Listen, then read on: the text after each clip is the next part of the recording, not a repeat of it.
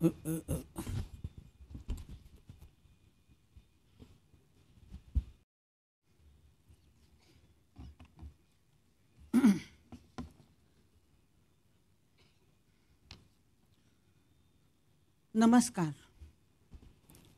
बरोबर आहे? नमस्कार. नमस्कार. पाठी बसलेल्या सर्व मान्यवर लोकांना माझा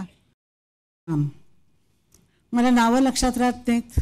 नातवांची नावं पण इकडं तिकडं होतात, तर ह्या लोकांची नावं बहुत येणार नाहीत, म्हणून मी मान्यवर लोकांना सगळ्यांना प्रणाम करते.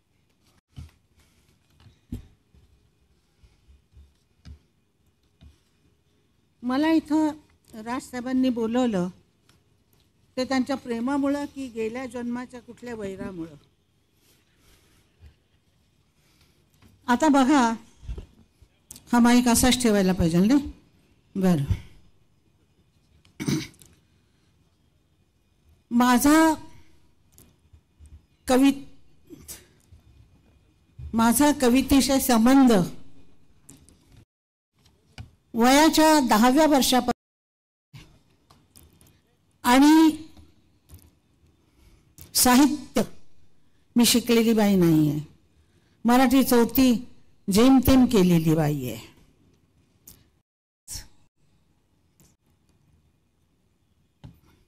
इथंच विद्यापीठ आहे.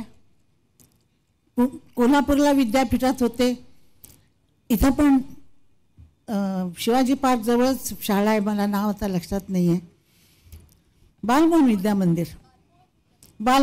मंदिर मी तिथे मी शिकलेली आहे थोडीफार. आणि खरं म्हणजे शिक्षणानं म्हणजे खूपच विद्या मिळते आणि आपण खूप सुसंस्कृत होतो, अग्रेसर. पण मला असं वाटतं की ती जी पुस्तकं बाहेर ठेवलेली आहेत राजसाहेबांनी जी पुस्तकं ठेवलेली आहेत ती जर तुम्ही वाचलीत तर खरेच सुसंस्कृत व्हाल. कारण मी 10 वर्षापासून पुस्तकं वाचत आलेले आहे. खूप पुस्तकं वाचली. ह ना आपटे, नाहा आपटे, खांडेकर, वि स खांडेकर, नासी फडके, भावे, पुरंदरे, अप्पा दांडे, जे म्हणाल ते पुस्तक मी वाचून काढलेलं आहे. माझा वाचनाचा नाद खूप होता. त्यामुळे मी तुमच्याशी मराठीमध्ये बोलू शकते. कारण कोल्हापुरामध्ये राहिलेले कोल्हापुरी भाषेचं तेज पाणी चढलेलं होतं भाषेवर, पण ते काढून टाकलं पुस्तकांमुळं. आता आपली भाषा बघा, 2 कोसावर भाषा बदलते. मराठी भाषा 2 कोसावर बदलते. घाटावर गेलं की हळूहळू भाषा बदलत जाते, पण ती गोड असते. कोल्हापूरला जाल तर तुम्ही ती भाषा कशी असते बघा. काय रे, कुठं चालल्या तर आता या की इकडं, चहा प्या की, काही व्हायचं भाकर तुकडा खाऊन जा की, 4-7 कोर खाल्लं तर काय होतंय तू बसले, अशी भाषा असते. मी इंदोरला गेले, तिकडं काय ग आलीस ग, आता माझ्या घरी येतेस का ग, तू खाणार काय, जेवायला करू का, अशा माझ्या दातातल्या म्हणजे भाषा आहेत त्या विचारतात. अशी त्यांची. तिथून मी आजोळी गेले की व माय कुठं चाली राहिलीस, आमच्या घराला चाल की, असं अशी भाषा आहे ती खानदेशी भाषा. फक्त पुण्यामध्ये स्वच्छ भाषा ऐकायला मिळते. मला असं वाटतं की पुण्यामध्ये शुद्ध भाषा ऐकायला मिळते, कारण 75% शुद्ध भाषा आता राहिलेली आहे. 25% मुंबईमध्ये राहिलेली आहे. हे मुंबईचं नाव मी मुद्दाम घेतलं नाही तर माझ्या दारामध्ये उद्या 200 लोक येऊन बोलतात की आम्ही शुद्ध बोलत नाही होय. म्हणून मला असं वाटतं की शुद्ध भाषा ही तुम्ही वाचनामुळे होते. मला असं वाटतं की मराठी भाषा तुम्हाला जर टिकवायची असेल तर म्हणजे आई मराठी पाहिजे.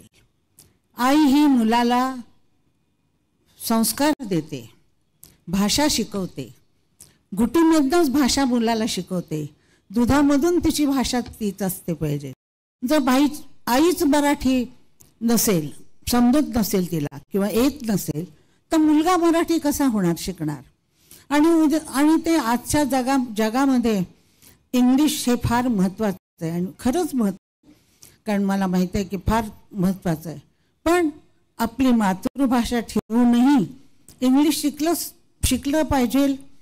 तर मातृभाषा तर येऊच शकेल ना आईनं बोलली तर मी असं सांगते की आजकाल मराठी लोक मराठी घरातनं बोलताना इंग्लिशच बोलतात. हे गुड मॉर्निंग. आता आई मुलीला गुड मॉर्निंग म्हणाली, मुलगी सुप्रभात म्हणा की, असं मला असं वाटतं. आणि मला आणखीन एक असं वाटतं की मराठी शाळांमधून एक मिनटं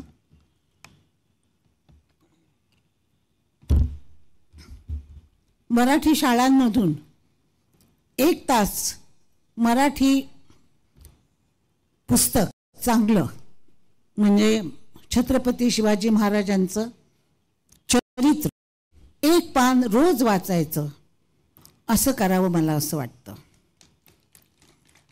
आणि ते पुस्तक आईकडे पण पोचलं करायला पाहिजे, कारण आईनं पण वाचलं पाहिजे की आपला इतिहास, खरा इतिहास काय आहे, इंग्लिशांनी लिहिलेला नाही, आपला खरा इतिहास जो पुरंदरेंनी वगैरे लिहिलेला आहे तसा इतिहास वाचला पाहिजे.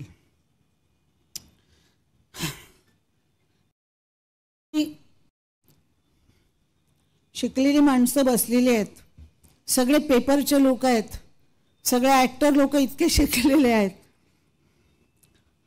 मला का बोलवलं हेच मला कळलेलं नाही इथं, पण आपल्या तर मला कोणी लिहिलेली आहे ते मला माहीत नाही, त्याचं नाव नाही आहे. पण ती कविता बघा कशी आहे. जेव्हा मी नसेन तेव्हाही असेन, जेव्हा मी नसेन तेव्हाही असेन, तुझ्या पापणीच्या आपल्या एका थेंबामध्ये, आणि आजच्या सारखीच तेव्हाही हसेन आणि म्हणेन अजून मी अवघडलेली. छान आहे ना कविता. ही गुलजारींनी लिहिलेली असं वाटतं की नाही.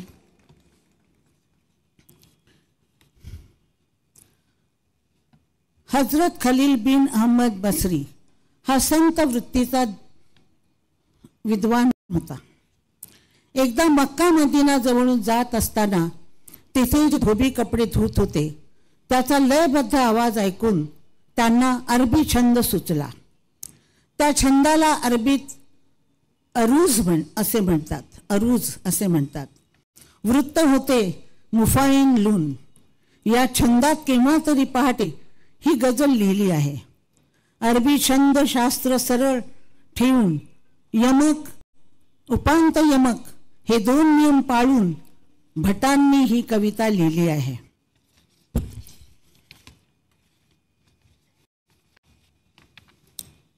अरबी गजलाच्या तोडीची लिहिली आहे.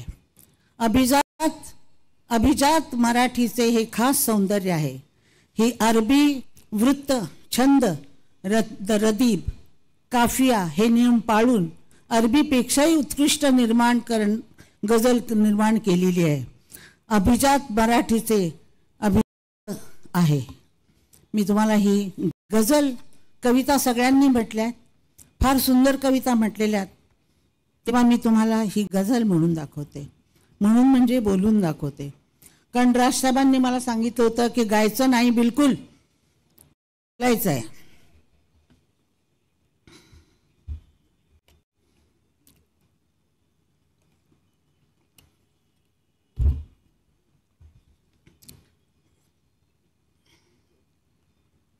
ही गझल तुम्ही ऐकली असेल, बऱ्याच वर्ष ऐकली असेल, पण तुम्ही त्याच्या अर्थाकडे किती गेलात हे मला माहिती नाही.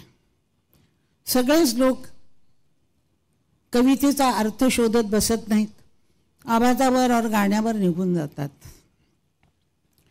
केव्हा तरी पहाटे उलटून रात गेली, पहाटे उलटून रात गेली, मिटले चुकून डोळे हरवून रात गेली. सांगू तरी कसे मी वय कोवळे उन्हाचे, सांगू तरी कसे मी वय कोवळे उन्हाचे, उसळून श्वास माझा, उसळून श्वास माझा, फसवून फसवून रात गेली. केव्हा तरी पहाटे उरली उरात काही आवाज चांदण्यांचे, उरले उरात काही आज चांदण्यांचे, आकाश तारके उचलून रात गेली.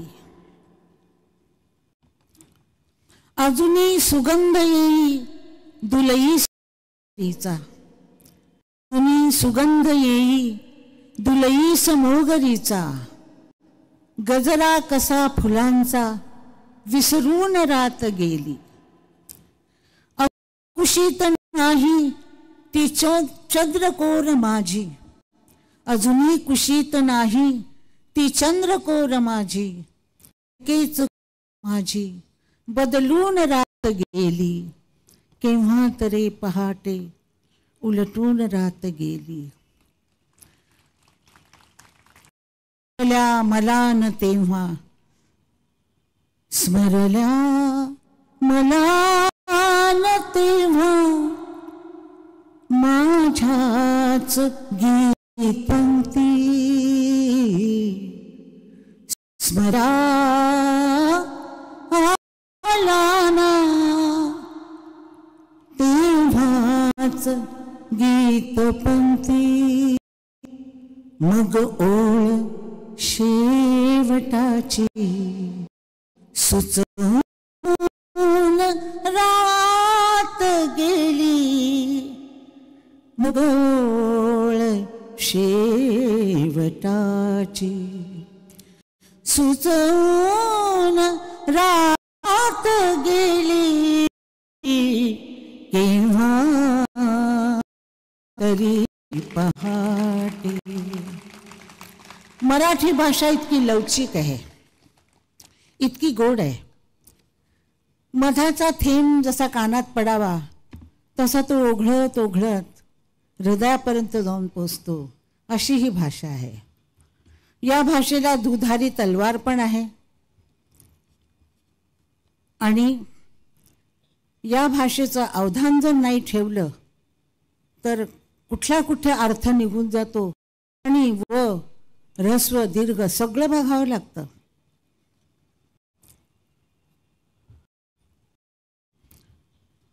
चार पाच दिवसापूर्वी मला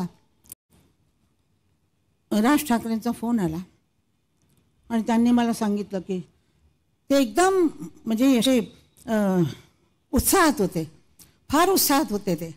आणि ते मला म्हणाले की अशा ते म्हटलं.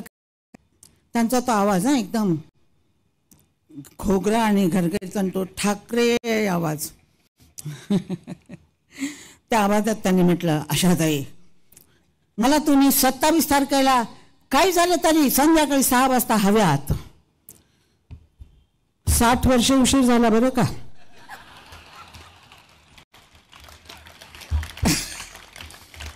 तर मग त्यांनी म्हटलं हो नाही हो ते काय काव्याचं हे करतोय तर त्यावेळेला तुम्ही गद्य काव्य तुम्हाला म्हणायचं आहे आणि तुम्ही जरूर यायला पाहिजे तिथं. बरं म्हटलं मी येते. मी आजारी होते तरी सुद्धा मी म्हटलं राजसाहेबांना नाही कसं म्हणायचं. ज्या माणसांनी माझ्या बंगल्यामध्ये एका दिवसात एवढी मोठी शिवाची पिंडी आणून बसवली. त्या माणसाला मी काय नाही म्हणू. ज्या माणसाने कुठे जेवण मिळत नसताना 15 मासे एवढे मोठे मोठे पॉपलेट माझ्याकडे पाठवून दिले, त्याला मी काय नाही म्हणू. तो दोस्त आहे आणि दोस्ताला कोणी नाही म्हणतं का? नाही. तसे ते दोस्त आहेत माझे. त्यामुळं मी आज इथं आहे. माझी तब्येत बरी नाही आहे तरीसुद्धा मी आलेले आहे. आणि मला असं वाटतं की त्यांनी मला चुकून इथं बोलवलेलं असावं घाईघाईमध्ये. नमस्कार. जय हिंद, जय महाराष्ट्र, जय महाराष्ट्र.